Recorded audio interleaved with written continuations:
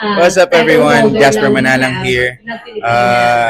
So yeah, message ko kay Anita as her partner ay, nandito lang kami lagi sa likod niya, sumusuporta at binibigay namin yung buong puso namin at oras kasi napaka-importante na may maganda siyang support system lalo na it's her first international pageant.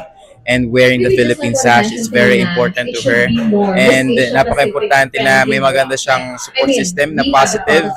So it will actually affect her performance. So being a beauty queen is so hard because you should be holistically ready, physically, mentally, and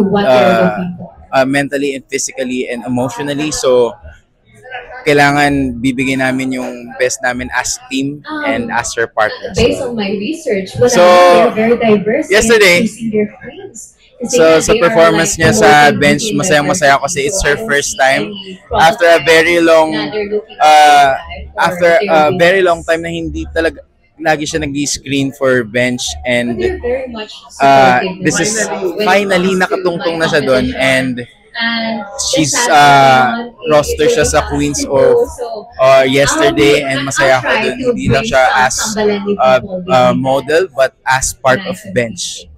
How about you? Are you expecting ba Jasper ulit?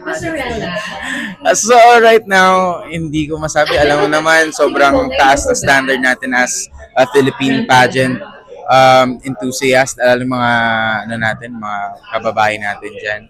So right now, suporta muna tayo, and ayun, kung bibigyan ng chance, maaari, pero sana, syempre, alam ko yung mga kulang ako sa katawan, or of course.